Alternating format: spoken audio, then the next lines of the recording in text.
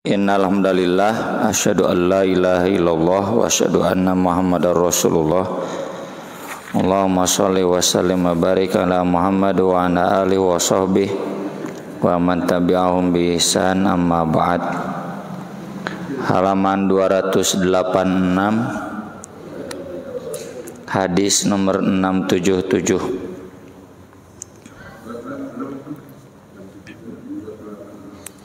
Halaman 286 nomor 677. Wa an Sahli bin Sa'din radhiyallahu anhuma anna Rasulullah sallallahu alaihi wasallam qala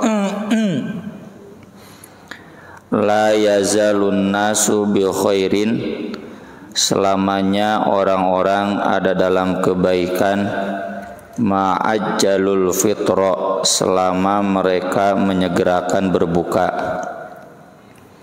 Muttafaqun alaih.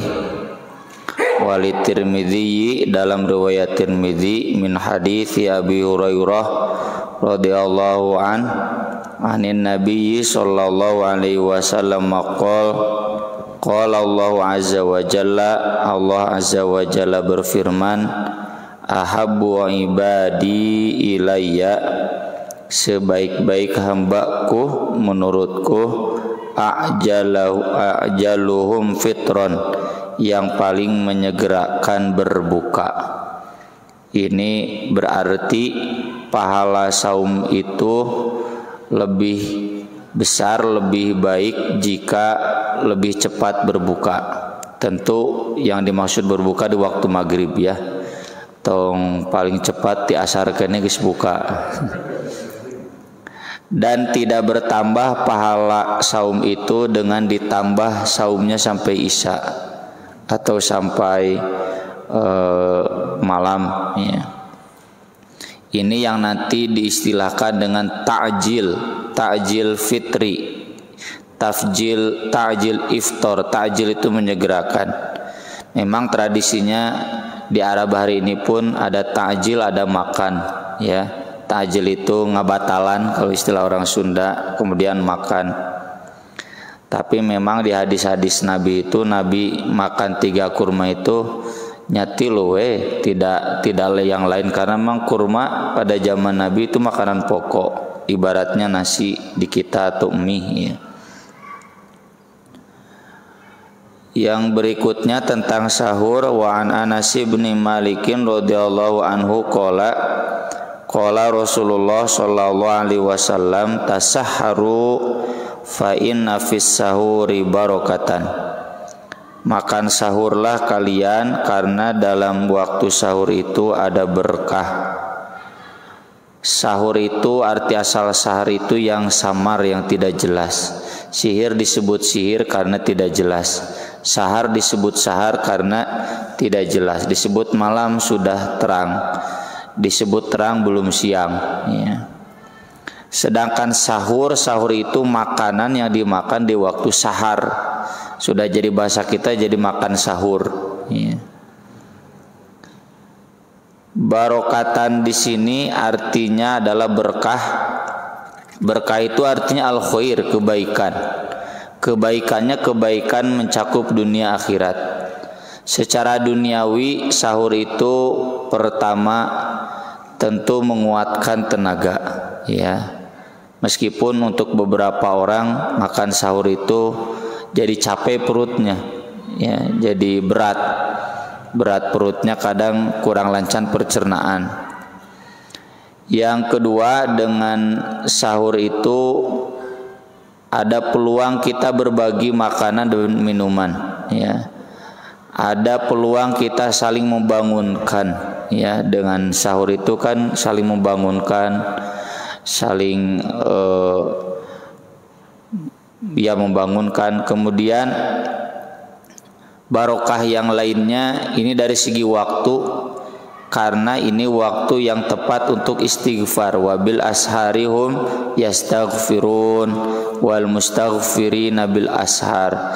Innallaha yaghfiru 'alal mutasahhirin. Dalam hadis, Allah akan mengampuni atau memberikan sholawat dalam hadis yang lain kepada orang-orang yang sahur. Jadi makan sahur ini dimanfaatkan oleh kita agar nanti kita bisa memanfaatkan waktu sahur untuk istighfar. Ya, coba kalau tidak ada sahur, ya seperti subuh sekarang kan kabarerangan. Ya. Tapi dengan adanya sahur, insya Allah di waktu yang istimewa itu kita semua sudah bangun. Maka dari itu kita jangan fokus dimakan saja di waktu sahur itu, tapi juga manfaatkan untuk istighfar. Sudah kita bahas ya tempo hari yang lalu atau lupa lagi, pernah lah, bahwa memang dalam sahur itu ada imsak. Imsak itu jeda seukuran 50 ayat. 50 ayat itu kalau senad Al-Baqarah 5 halaman. 5 halaman ya kurang lebih 10 menit ya. 10 menit itu berarti digunakan untuk baca Quran, untuk wirid, untuk istighfar ya. Anas bin Malik, Ibnu Mas'ud, Ibnu Umar itu biasa istighfar sekitar 10 menit sebelum subuh. Terus istighfar diulang-ulang. Rabbighfirli wa tub alayya innaka antat tawwabur rahim. Rabbighfirli wa tub alayya innaka antat tawwabur rahim. Kata Ibnu Mas'ud, Nabi SAW pernah beristighfar seperti itu. Nah, ini diantara barokah sahur. Dan sahur itu tidak harus makan ya, pokoknya asal ada yang masuk. Saya sendiri kalau makan berat ya, capek gitu. Makan sahur teh capek nyiapkeun, tersita waktu tahajudnya dan capek perutnya. Lebih hararampang dengan air saja ya, air minum mun aya madu meureun di maduan, mun teu cukup air minum beberapa gelas ya. Itu juga termasuk karena di hadisnya walau anta jur'atan minal ma, meskipun kamu meneguk air saja itu sudah termasuk sahur. Bagi bapak-bapak yang mau tambah ya 4 sehat 5 liur banyak itu silakan, diperbolehkan. Kemudian wa'an Sulaiman bin Amirin ad-Dabi radhiyallahu anhu Nabi sallallahu alaihi wasallam qol idza aftara ahadukum falyuftir ala tamrin. Apabila berbuka salah seorang di antara kalian hendaklah buka dengan kurma. Ini perintah begini namanya sunat yang enggak wajib ya. Anjuran. Kenapa? Karena kesananya fa'in lam yajid falyuftir alama. Kalau tidak ada berbukalah dengan air. Nah, ini yang minimal di kita. Air kurma tidak selalu ada ya. Saya juga entah ya karena orang Sunda menikmati jeung bala-bala dibanding dengan kurma ya. Cengek mah juta aya itu. Fa'innahu tahurun, karena itu menyucikan ya. Jadi kurma ini kata para ahli gizi karena kalorinya ya itu tinggi, jadi menggantikan tenaga. Dan yang manis-manis itu lebih mudah dicerna. Walau alam. Intinya yang manis-manis dulu, kemudian kalau tidak ada air. Tapi bukan berarti nggak boleh dengan gorengan-gorengan ya, silakan asal dijaga saja tidak sampai israf. Kemudian yang berikutnya hadis Abu Hurairah ini terkait saum wisol. Wisol itu saum yang tidak ada buka, tidak ada sahur. Digabungkan 2 hari. Contoh kalau saya sekarang hari Rabu, tadi maghrib tidak buka, terus sepanjang malam saum, nanti sahur juga tidak sahur. Sambung ke besok ke hari Kamis, itu wisol meskipun hanya 2 hari ya. Kalau 3 hari ya berarti terus begitu 3 hari 2 malam dia nggak buka ya. Saum siga petapanya, siga di Hindu di Buddha ya, pendekar-pendekar. Saum yang seperti ini hukumnya haram ya. Ada sebagian kecil ulama menyebut makruh, enggak makruh. Mayoritas ulama menyebutkan haram. Jadi nggak boleh diamalkan. Kenapa? Kan Nabi tadi menyebutkan buka itu dicintai Allah, sahur itu barokah. Berarti saum yang tidak ada buka, tidak ada sahur, tidak dicintai Allah dan tidak berkah. Begitu. Buat apa kita saum tidak berkah? Tapi memang saum wisol ini diamalkan oleh Nabi. Dan berdasarkan hadis yang akan kita baca, ini khusus bagi Nabi, tidak berlaku bagi bapak-bapak. Sama seperti Nabi beristri lebih dari 4. Silakan itu kata Allah di Al-Quran, mangga ya, halal. Tapi bagi kita maksimal 4. Itu kekhususan syariat buat Nabi ada ya. Wa Nabi Hurairah radhiyallahu anhu qala na Rasulullah sallallahu alaihi wasallam anil wisol. Rasulullah sallallahu alaihi wasallam melarang saum wisol yang tidak ada buka, tidak ada sahur disambung dengan saum di hari berikutnya. Faqala rajulun minal muslimin, lalu ada seorang sahabat dari kaum muslimin berkata, fa innaka ya Rasulullah tuwasil. Kenapa Anda wahai Rasulullah wisol? Ini sebetulnya pertanyaan yang tidak pantas. Kalau Nabi menyuruh, melarang, udah samina wa ta'na, jangan banyak protes. Makanya Nabi marah, wa ayyukum mithli, siapa di antara kalian seperti aku? Inni abitu yut'imuni rabbi wa yaskini. Saya kalaupun saum wisol di malam hari saya diberi makan oleh Allah dan diberi minum. Hari urang lapar we nu aya jeung haus ya. Kalau Nabi itu di malam harinya diberi makan dan minum oleh Allah. Ini ada 2 penafsiran di para ulama. Diberi makanan asli, jadi seakan-akan Nabi itu perutnya diisi makanan. Ya, makanannya secara gaib gitu. Atau kata Ibnu Qayyim al-Jauziyah, ini makanannya makanan batin. Karena Nabi sudah sangat dekat dengan Allah, jadi tidak akan merasa lapar dan haus ya. Sama seperti bapak yang sedang khusyuk lalajo persib ban lapar oge poho ya. Ieu cenah penentuan ayeuna Pak. Jadi lapar itu jadi lupa. Tuh kita sedang tegang ya, mengurus satu urusan tegang. Punten misalkan ada kecelakaan menimpa keluarga kita, pan poh kanu lapar oge. Ya. Kurang lebih seperti itu. Nabi itu saking menikmati keintiman dengan Allah sampai tidak akan pernah merasa lapar dan haus. Falamma abau, ketika mereka enggan berhenti wisol, dan Nabi juga wisol, saya mau seperti Nabi. Kata Nabi, kamu gak mungkin bisa, kamu gak seperti aku, kekeh bandel. Falamma abau an yantahu, ketika mereka enggan berhenti anil wisol, dari wisol, wa sholabihim yauman, Nabi wisol ke hari besoknya. Summa yauman, kemudian ke hari besoknya lagi 3 hari berturut-turut. Summa ra'awul hilal, kebetulan saat itu kelihatan hilal tanggal 29 langsung tanggal 1.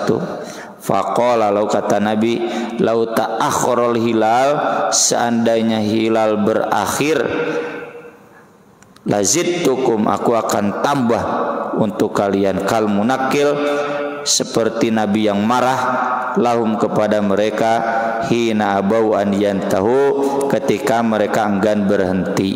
Nah, dari hadis ini ulama jumhur mayoritas mengatakan bahwa berarti Nabi melarang. Kalau Nabi melarang haram ya, udah selesai. Ada memang yang menyebut makruh. Kenapa makruh? Karena buktinya sahabat mengamalkan dan tidak dihukum dimarahi lagi oleh Nabi, enggak gitu. Tapi saya pribadi lebih cenderung ke jumhur ulama karena ini sabda Nabi ini marah ini. Ngan marah Nabi mah teh jiga urang, pan urang mah rada premanan. Nabi mah tidak. Jadi marahnya itu begitu dengan kata-kata yang seperti ini. Tapi nanti Pak ada di Sahih Bukhari Dalam riwayat lain ketika sahabat kekeh pingin seperti Nabi, ya. Saya jadi ingat ya seorang dosen doktor ya di Garut, teman ngajar saya dulu, tahu saya sering saum. Beliau dosen filsafat. Memang cenah di filsafat itu ada teorinya, semakin orang menyiksa diri, semakin dia merasakan kenikmatan batin. Saya protes, emang saya nyiksa diri dan teh. Nah, saum nyiksa diri mah teh saum wisol, abdi mantu teh buka we. Ya cenah teorinya begitu, makanya kita jangan heran kata beliau, kalau di tasawuf orang-orang sok nambahan dikir deui, nambah salat deui, nambah ritual-ritual nu teu pararuguh, ya bahkan cenderung memberatkan diri. Itu katanya karena bagi orang-orang yang nalar filsafatnya tinggi atau haus batin, semakin menyiksa diri itu semakin nikmat.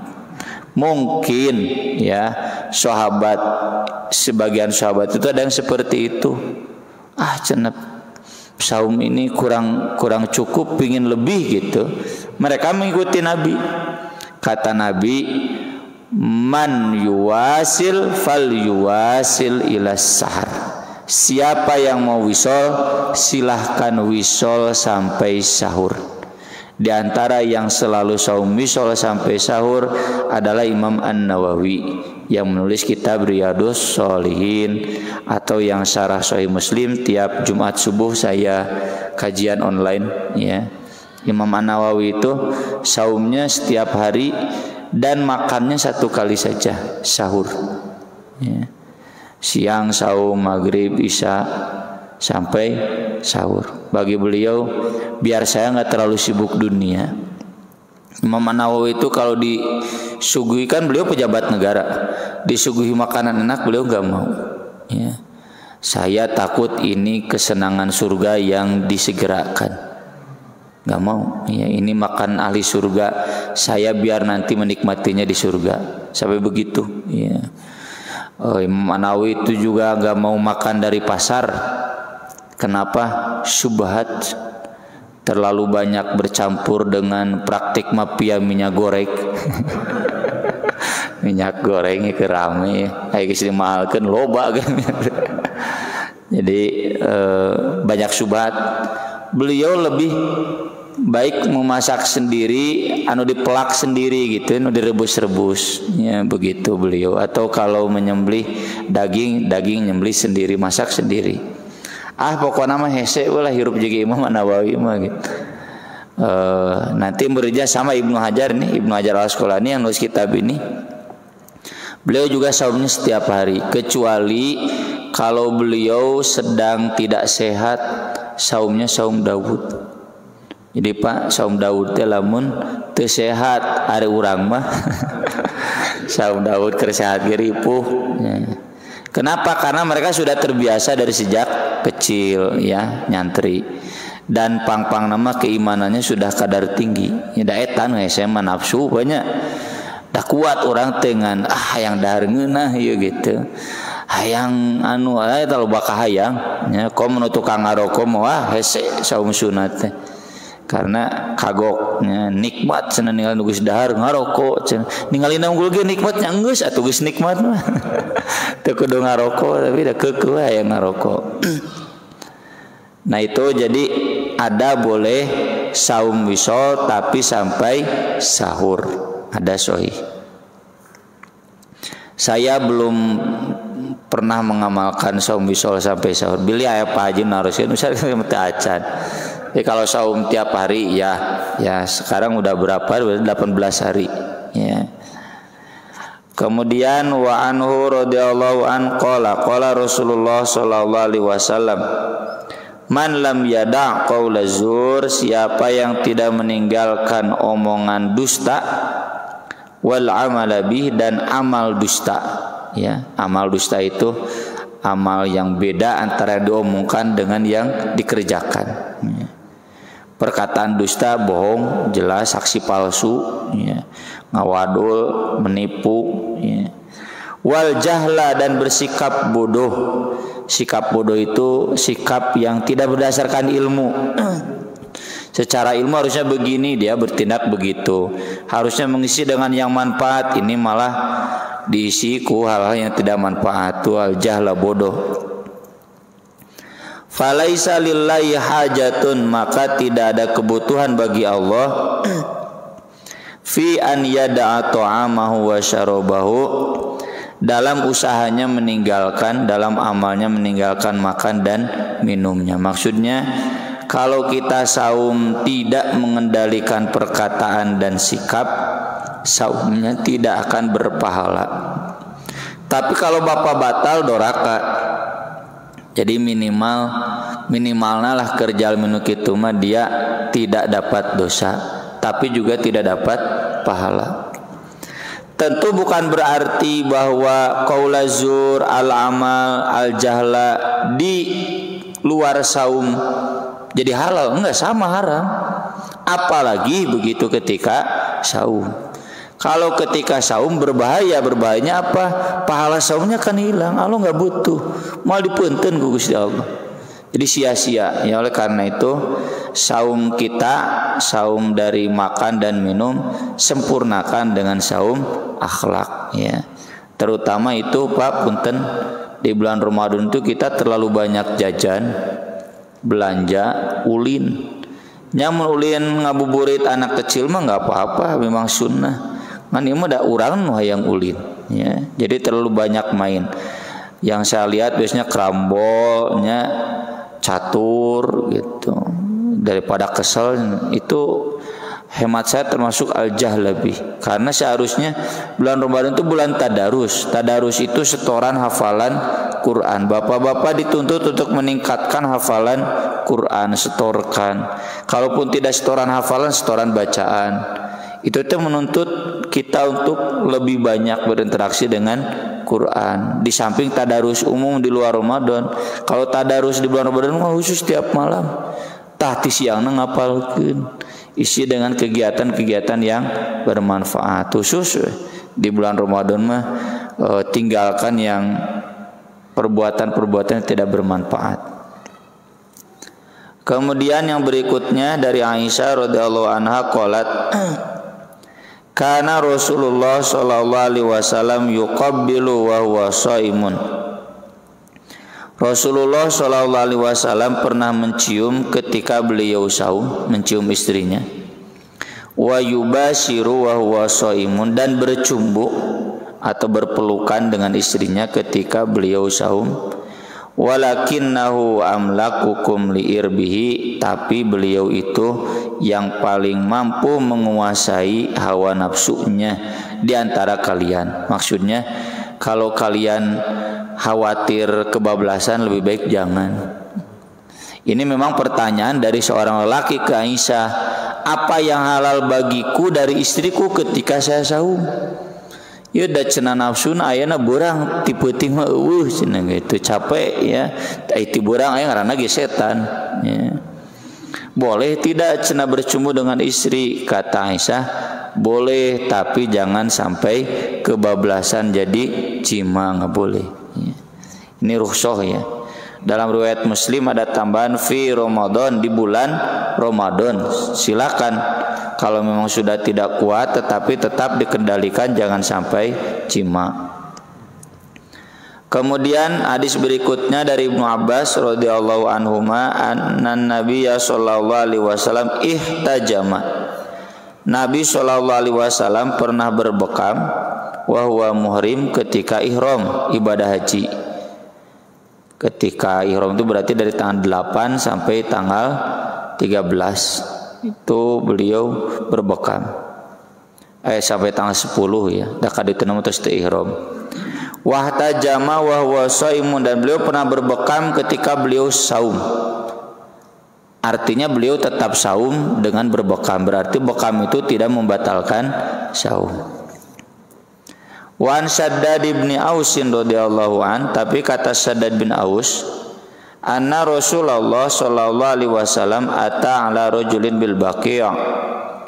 Rasulullah sallallahu alaihi wasallam pernah mendatangi seorang lelaki di Baqi', wa huwa yahtajimu fi Ramadan, dan dia sedang dibekam pada bulan Ramadan. Faqala, kata Nabi, aftarul hajim wal mahjum, batal nih yang membekam dan yang dibekamnya. Di nu ngabekamna batal, cenah dibekamna batal. Lebih jelasnya disebutkan oleh Anas bin Malik radhiyallahu anhu qala awwalu ma kurihatil hijamah, awal mula dimakruhkan berbekam li shaimi bagi yang saum, anna Ja'far bin Abi Thalibin, bahwasanya Ja'far bin Abi Thalib kakaknya Ali, ihtajama wa huwa shaimun, beliau berbekam ketika saum. Famarra bihin Nabi sallallahu alaihi wasallam faqala, lalu Nabi lewat dan bersabda, aftara hadzani, dua orang ini harus batal, ya, yang membekam dan yang dibekam. Tsumma rakhasan Nabi sallallahu alaihi wasallam, kemudian Nabi sallallahu alaihi wasallam memberikan rukhsah ba'du sesudah itu fil hijamati, dalam hal berbekam li shaimi bagi yang saum. Wa kana Anasun yahtajimu wa huwa shaimun, dan Anas pun pernah berbekam ketika beliau saum. Jadi ini yang namanya nasakh, Pak. Awal mulanya Nabi melarang dan menyatakan yang berbekam itu harus batal, harus buka. Kenapa sih? Mual kuat lulus, daripada lulus gering punten maut, ya udah lebih baik buka, ya. Tapi kesininya kemudian Nabi mengubah syariat itu tentunya dengan petunjuk Allah. Wa ma yantiqu anil hawa in huwa illa wahyun yuha. Semua yang dikatakan Nabi itu bukan dari hawa nafsunya tetapi wahyu. Maka Nabi kemudian memberikan rukhsah, boleh silakan tidak berbuka juga asalkan tentunya kuat. Tapi kalau tidak kuat silakan berbuka. Fikih lebih luasnya ini bagi orang yang sedang berobat. Apakah orang yang berobat harus batal? Ya, kalau memang berobatnya mengharuskan batal, batal aja nggak apa-apa. Karena kategorinya maridon, ya. Tapi kalau memang kuat tidak buka, ya maka nggak perlu buka.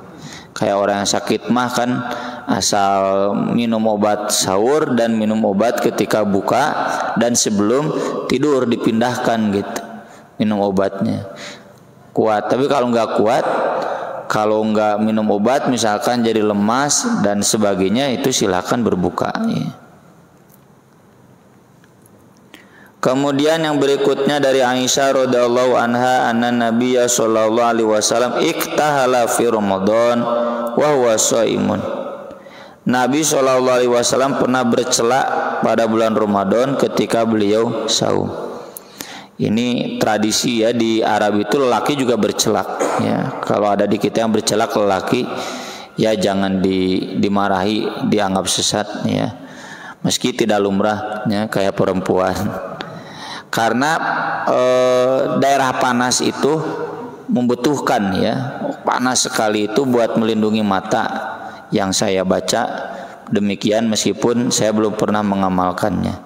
Ini jadi dalil bahwa bercelak itu tidak membatalkan saum, karena mual masuk ke numata kateleg mual, ya. Kemudian yang berikutnya wa Nabi Hurairah radhiyallahu anhu qala Rasulullah sallallahu alaihi wasallam, man nasiya wa huwa shaimun, siapa yang lupa ketika dia saum, fa'akala aw syariba, dia makan minum tapi lupa, ngantong diniatkan lupanya diniatkan lupa mah teu lupa teh, fal yutimma saumahu, lanjutkan saumnya, fa innama at'amahullah wa saqahu, karena itu hakikatnya Allah memberi dia makan dan minum, ya. Ya, disabdakan oleh Nabi kepada masyarakat nu anyar saum.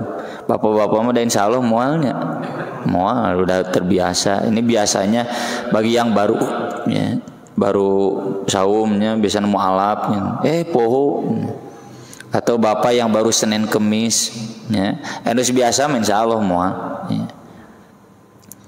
Walil Hakimi, dan dalam riwayat Al Hakim, man aftara fi Ramadan nasiyan, siapa yang berbuka pada bulan Ramadan karena lupa, fala qada alaihi wala kafarata, maka tidak ada kodo baginya dan tidak ada kifarat. Tidak perlu dikodo karena nggak batal, tidak ada kifarat karena bukan perbuatan salah.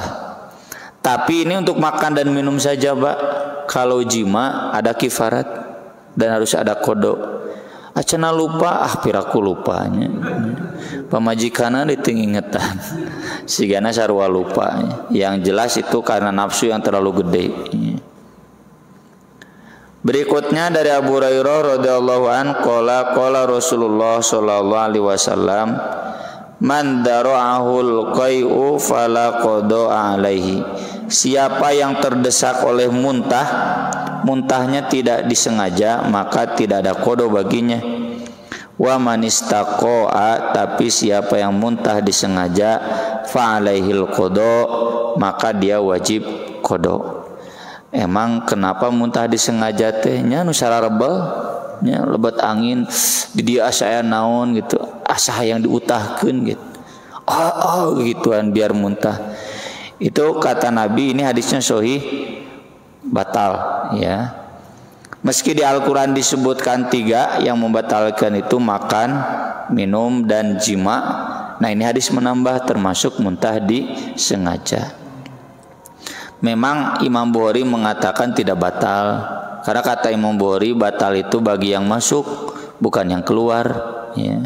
Tapi dah hadisnya sahih atau gimana? Kalau hadis sahih mah udahlah amannya diamalkan, karena kalau tidak diamalkan haram bahaya ya. Jadi masa kita saum di saat yang haram, berbuka saja ya.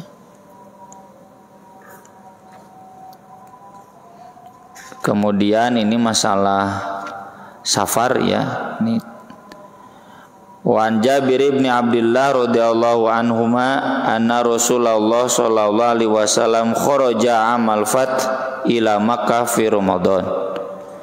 Rasulullah sallallahu alaihi wasallam keluar pada tahun Fatu Makkah menuju Makkah pada bulan Ramadan dari Madinah. Madinah ke Makkah itu kan perjalanan 12 hari ya. Fasoma, beliau saum hatta balagho qura al-ghamim, hingga sampai di qura al-ghamim. Fasoman nas, orang-orang pun saum. Thumma da'a biqadahin min ma, kemudian Nabi meminta segelas air. Farofahu, Nabi diangkat mana botol aqua biar kelihatan. Hatta nadharan nasu ilaih, hingga orang-orang melihatnya. Thumma syariba, kemudian beliau minum. Faqila lahu ba'da dzalik, lalu dilaporkan kepada Nabi sesudah itu, inna ba'dun nasi qad soma, sebagian orang masih ada yang bersikukuh, mereka saum. Qala, kata Nabi, ulaikal unsoh, itu adalah orang-orang maksiat, orang-orang maksiat ya. Insyaallah nanti kita sambung di hadis berikutnya. Aku qouli hadza wa astaghfirullah li wa lakum. Wassalamualaikum warahmatullahi wabarakatuh. Kita lanjut dengan sesi tanya jawab. Barangkali dari bapak-bapak ada yang mau bertanya, saya persilahkan. Bang apa Ji?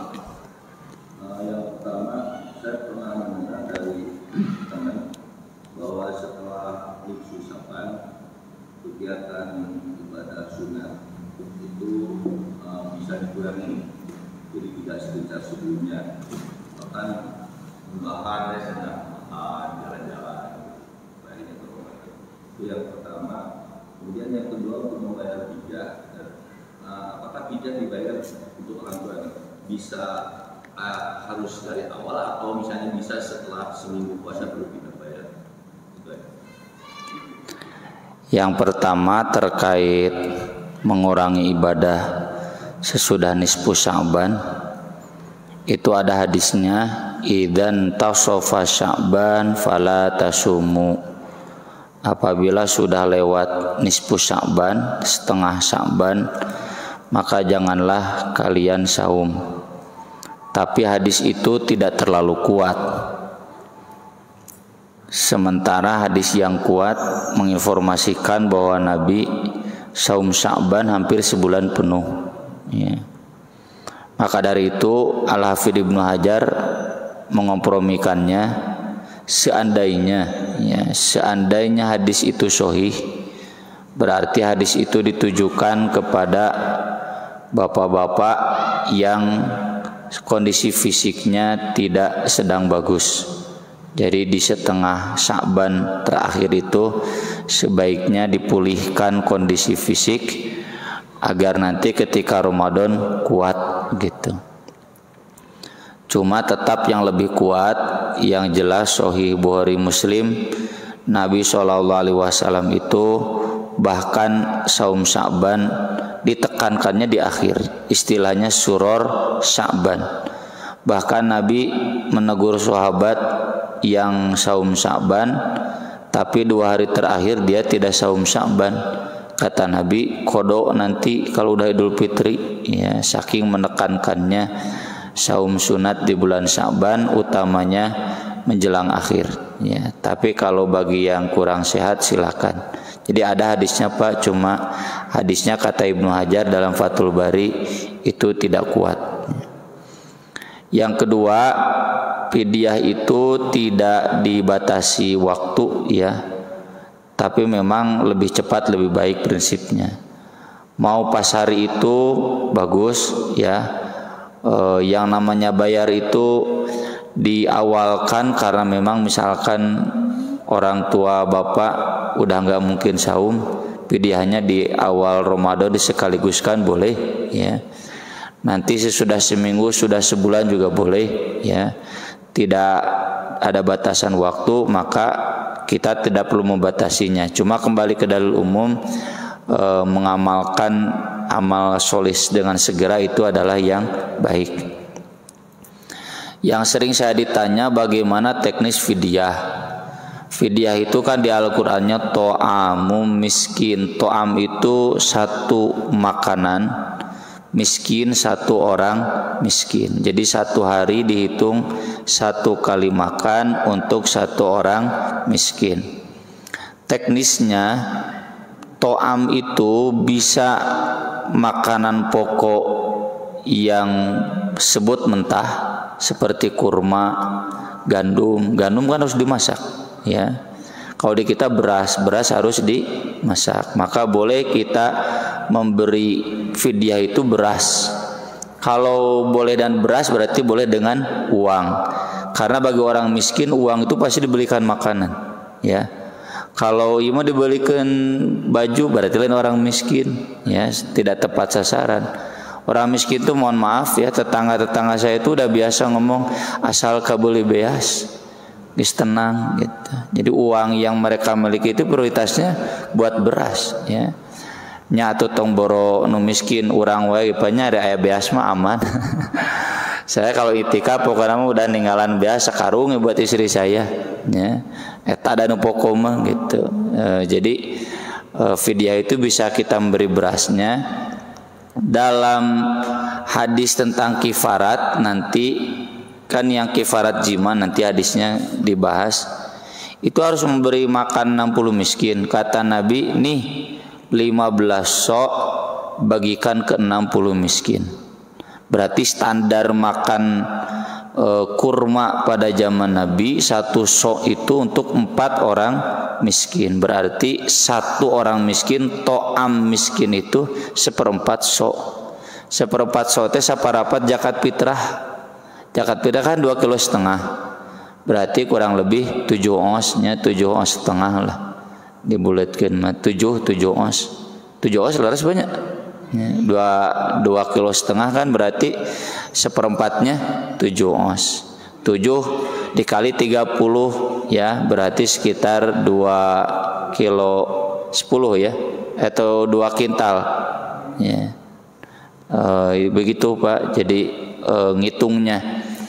Atau kalau Anas bin Malik ngasih makanan itu makanan jadi, gandum dengan daging Ya, standar makan di kita juga kan daging kan. Sok bapak kanu hajatan kaya daging kumaha. Ya, sateu pararuguh ya. Ayeuna teh ngan sayur gorengan misalkan rujak we, daging da sateu pararuguh. Jadi zaman Nabi juga begitu. Anas bin Malik bayar fidyahnya itu gandum dan daging satu porsi. Ya kalau di kita standar warteg Padang kan 20.000 lah ya nasi plus daging teh. Jadi mau bapak bungkus nasi Padang ya dibagikan ke seorang tiap hari atau mau dilangsungkan 60 bagikan ke 60 orang boleh. Kenapa boleh? Karena di hadis kifarat itu kata Nabi beri makan 60 miskin. Karena orang miskinnya satu, maka kata Nabi silakan buat satu aja. Intinya ada 60 porsi. Maka kalau memberi makan ke satu orang miskin, boleh juga berarti 30 miskin untuk 30 hari. Ya sekaligus Bapak beli nasi 30 bungkus. Tapi betul Pak ke orang miskin, jangan ke jamaah masjid. Jamaah masjid dia Pak Haji beraku miskin. Soalnya pernah bapak saya itu kan tinggalnya di Jamika ya, dipanggil oleh sesepuh di situ Aksan, sholat isya di situ Aksan, pulangnya nyimpang ke rumah saya. Cenaya di imah ayah, karena saya dengan bapak bahasanya begitu.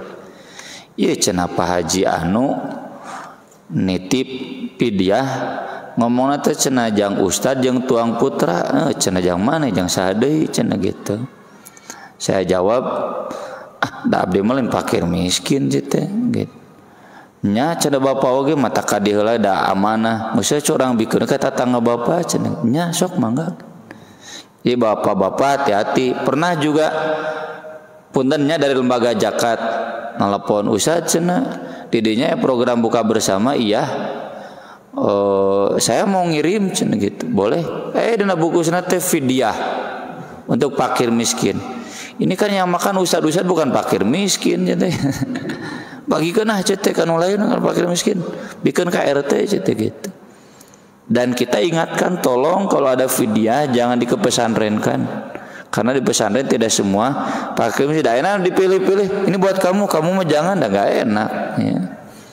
Jadi itu ya fidyah itu to'amu miskin. Tolong tepat sasaran. Orang-orang yang memang prioritas utamanya itu makan, dan itu banyak kan di kita ya. Kalau nggak ada di TKI di pinggiran kan masih banyak ya. Mereka yang sehari-harinya asal kabeli beas geus tenang gitu. Ada yang begitu. Jadi boleh makan berarti 20.000 banyak per porsi, atau boleh uangnya ya, atau ngukur beras sekilo seberapa 12.000 banyak lah standar. Jadi 2,5 kilo itu 30.000, berarti kalau itu kan 7.500 ya. Kalau berasnya, jadi mau berasnya mau makanannya boleh. Begitu Pak Haji. Ya. Tidak dititipkan ke lembaga penitipan ya? Sebaiknya tidak. Ya, kalaupun dititipkan di lembaga penitipan yang dijamin dia menyalurkannya ke fakir miskin. Jangan kayak tadi, lieur meureun lembaga zakat teh loba teuing bagikeun. Ustaz cenah didinya sabaraha santri? 200 sudah, memang setiap harinya buka bersama 200. Aya ngajeblag pidyah untuk fakir miskin stiker dina wadah nasina. Aduh tidak tepat cara bikin ka RT cet. Masa buat kita-kitanya begitu ya. Mangga Pak Haji lah abdi kabujang ninggal ka dieu.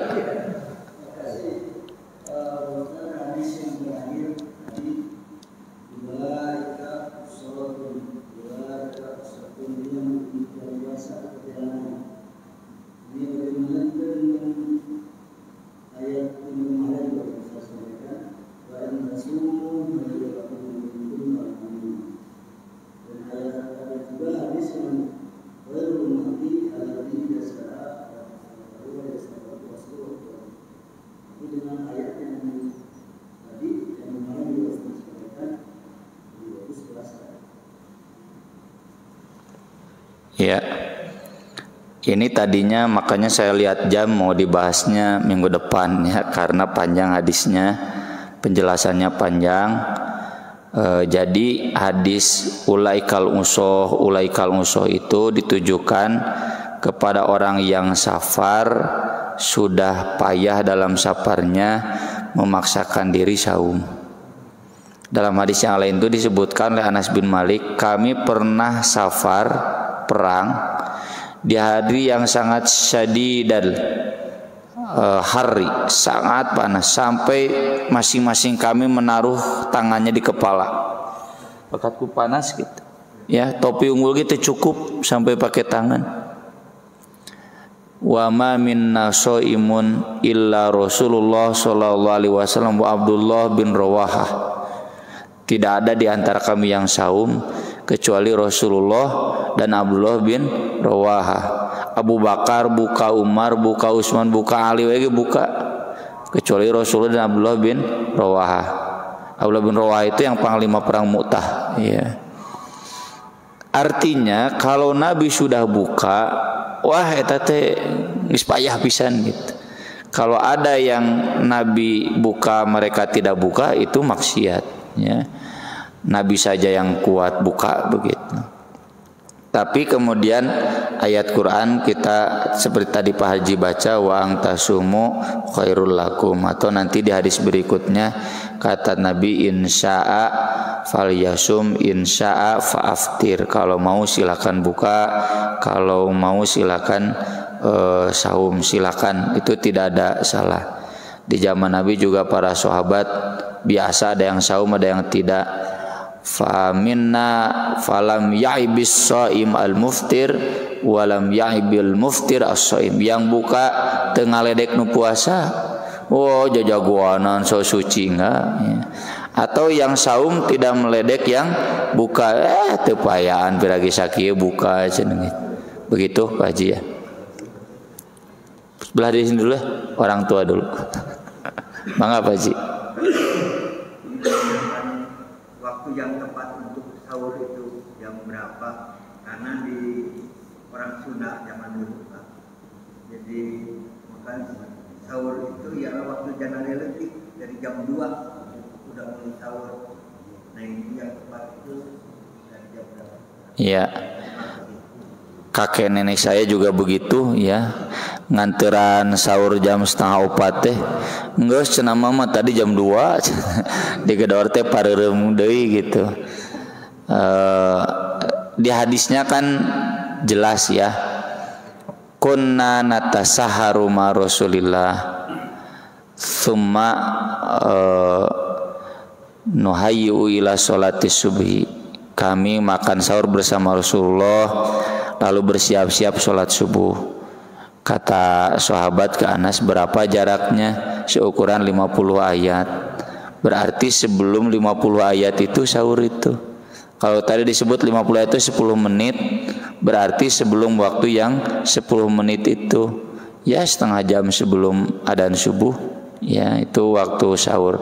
Atau amannya sejam lah. Ya, kalau saya di rumah 1 jam sebelum adzan subuh itu anak-anak dibangunkan makan. Saya sendiri dulu memang ketika saya bujangan, ibu saya udah nggak mau bangun, kan orang lain udah beres sahur, saya baru sahur karena lebih baik diakhirkan gitu kan. Makan sahur saya ke toilet langsung ke masjid, jadi nggak lama. Tapi kalau sekarang nggak bisa karena nulilati barudak gitunya, maka dari sejak awal jaga-jaga. Kemudian di hadis bab adzan Pak Haji sudah ada kata Nabi kan, makanlah minumlah sampai adzan Abdullah bin Ummi Maktum. Abdullah bin Ummi Maktum itu berarti adzan subuh. Makanlah minumlah sahur. Tuh berarti sahur itu tidak jauh dari adzan subuh. Jadi bukan janari letik, janari badag. Mangga silakan.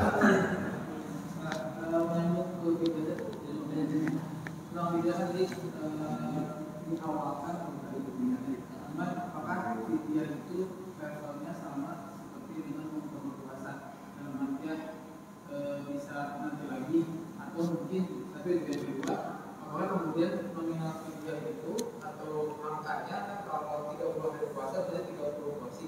Ya.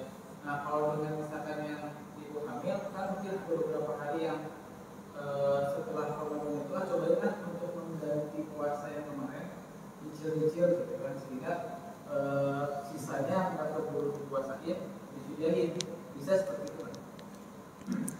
Ya, yang pertama terkait fidyah itu karena tidak ada batasan berarti boleh seukuran keleluasaan. Tapi prinsip tadi tetap didahulukan, ya, amal baik itu lebih cepat lebih baik. Kalaupun ditunda karena ada kesempitan saja, ya, belum sempat, belum punya rezeki, pingin yang maksimal misalkan, kan tidak semua orang yang sakit menahun atau yang ibu hamil yang nggak bisa fidyah, yang nggak bisa saum punya uang buat fidyah kan, mungkin dia menunggu dulu, silakan tuh sampai ada keleluasaan rezeki, tidak ada batasan, ya. Yang kedua terkait ibu hamil dan menyusui, ya, kalau memang buka itu antara qada dan fidyah saja atau ada juga yang fidyah saja. Kalau dia tidak saum, ya berarti kalau yang bagusnya ya qada ya fidyah, ya. Kalau ibu hamil dan menyusui itu tidak saumnya karena kehamilannya, bukan karena dirinya yang sakit. Kalau dirinya yang sakit mah ya sakit, berarti qada. Kalau ibu hamil dan menyusui itu dianya sehat, cuma bayinya mencret, ya, atau bayinya lemah di kandungannya, maka dia berbuka itu karena sebab lain, bukan sebab sakit, sebab payah.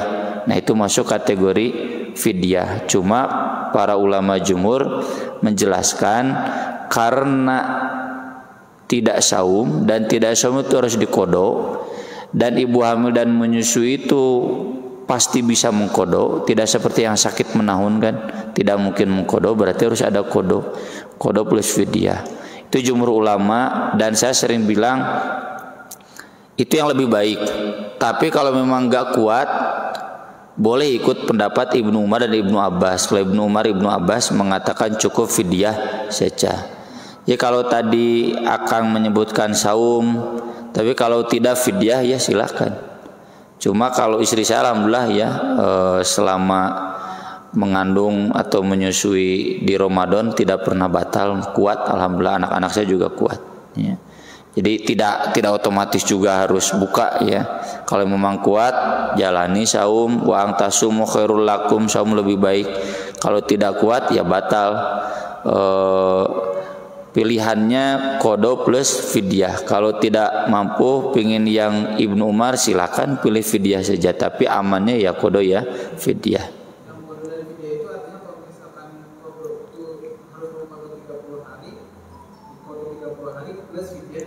Iya, jadi 30 hari qada, 30 porsi fidyah. Ya. Cuma memang ini jarang dipilih di kita, ya. Berat, ya udah, nggak apa-apa.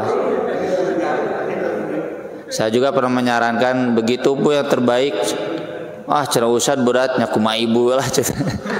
Saya mau fidyah aja ya silakan, karena ada pendapatnya, meski bukan pendapat jumhur. Tapi kalau pendapat 4 madhab, apalagi Imam Bukhari itu bagaimana harus qada? Masa tidak saum tidak qada? Kalau tidak saum harus qada, kecuali nggak mampu qada. Ya gitu.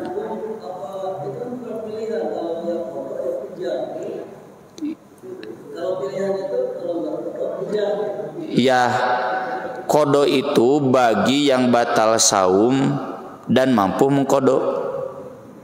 Gitu. Bagi yang batal saum dan mampu mengqada harus qada. Fidyah itu tambahan bagi yang yutikunahu. Kalau kakek-kakek kan nggak bisa qada. Jadi fidyah saja. Iya.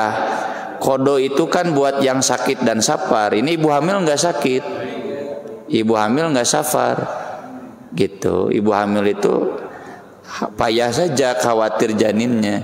Maka dari itu para ulama jumhur nih ya, qada dan fidyah. Meski tadi Ibnu Umar, Ibnu Abbas berfatwa fidyah saja cukup, Ya. Saya memang inginnya menjelaskan udah fidyah saja, cuma kan ilmu nggak boleh ditutup-tutup gitu. Jadi saya wajib menjelaskan yang jumhurnya begitu. Ada yang kodo saja Imam Bukhari. Ya, Imam Bukhari mau kodo saja. Ya. Masih ini Pak Ji, bentar. Tentang kodonya misalkan belum sempat selesai misalkan tentang 30 yang masih ada sisa berapa lagi. Apakah itu kemudian bisa kita bayarkan? Iya. Pasca Ramadan yang ke depan? Iya. Kita bayar puasa yang Ramadan. Iya. Itu ibu-ibu yang tunji ya, yang tahun hiji ya. Otomatis nggak mungkin bayar tahun ini nih, tahun depannya.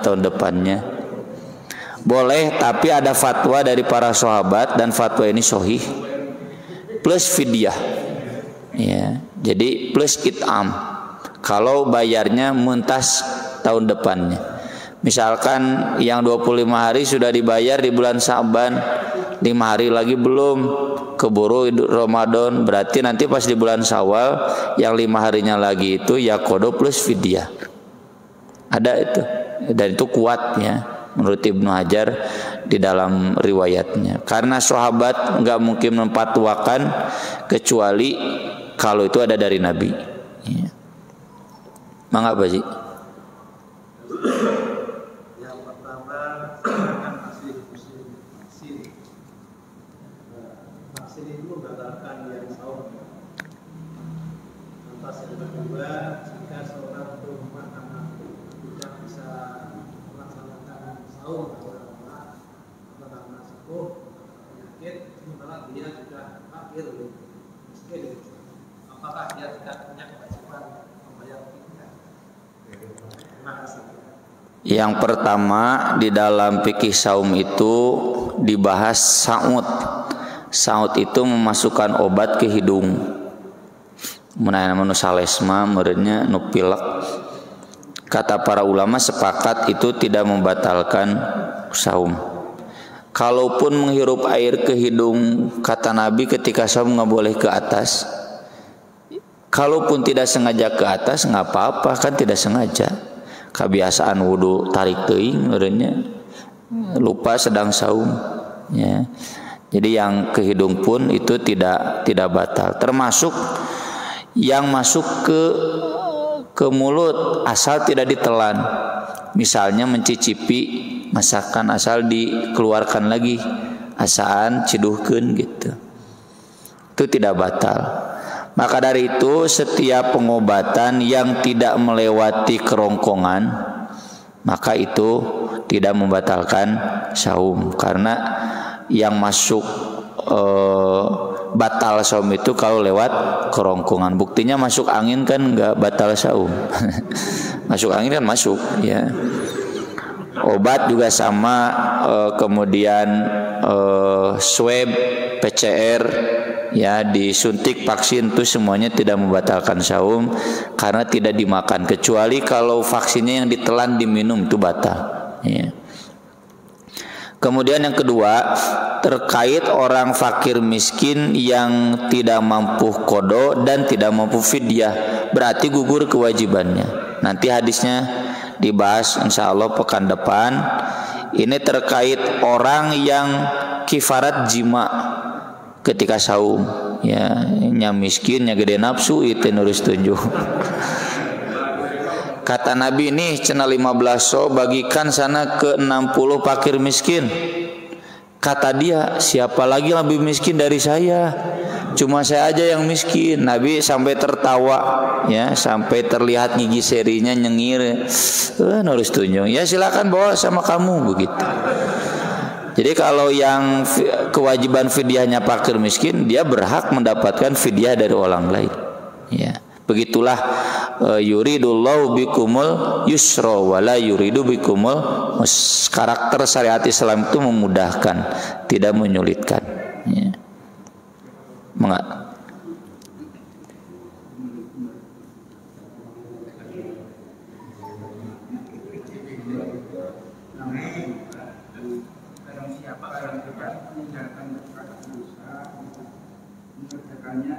Dan berlaku bodoh, maka Allah tidak menentukan dia